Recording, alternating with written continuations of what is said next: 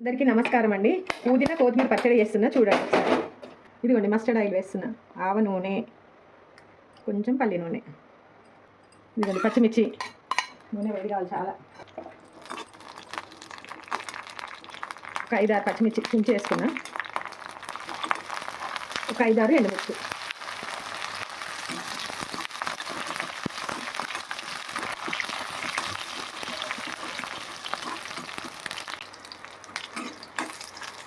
ఇదిగోండి ఎల్లిపాయలు వేస్తున్నా కానీ వేగనియను, తీసేస్తా వెంటనే.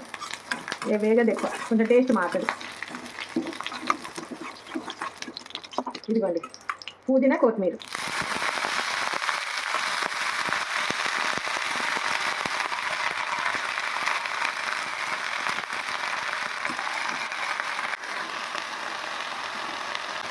ఇదిగోండి ఇంత జీలకర్ర వేస్తున్నా పచ్చిది గ్రైండర్ చేసుకోవడానికి.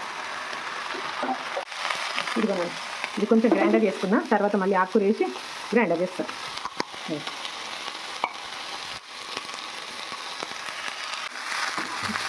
కొంచెం కరివేపాకు వేసినాను, వేసుకోకపోయినా బాగానే ఉంటుంది. కరివేపాకు, పుదీనా, కొత్తిమీర కొంచెం వేసిన కరివేపాకు. నాన్న వేగింది తీసుకున్నా, కొంచెం చల్లైనకి గ్రైండర్ చేస్తాను. ఈలోపు చింతపండు ఉడుకుతుంది.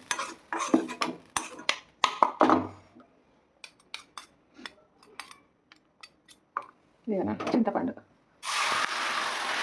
కొంచెం నీళ్ళు వేసి చేస్తాను, అది ఉడుకుతుంది. ఇగో నాన్న సరిపోయేంత గ్రైండర్లో ఉప్పు వేస్తున్నాను నేను. చింతపండు ఉడికింది నాన్న, చల్లగా కావాలి. బంద్ చేస్తున్నా స్టవ్. ఈలోపు ఇది గ్రైండర్ చేసుకుంటాను నేను. ఇదిగో నాన్న గ్రైండర్ చేసిన, ఇందులో చింతపండు వేస్తాను నేను.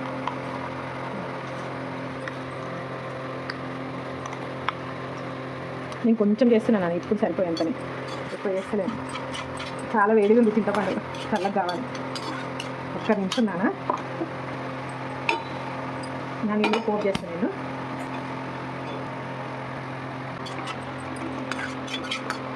వేస్తున్నాను ఇందులో.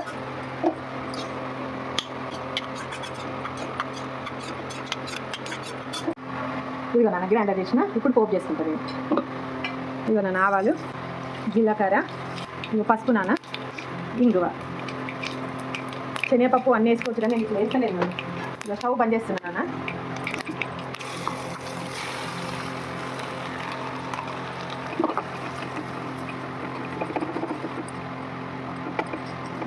పుదీనా కొత్తిమీర పచ్చడి రెడీ అయింది.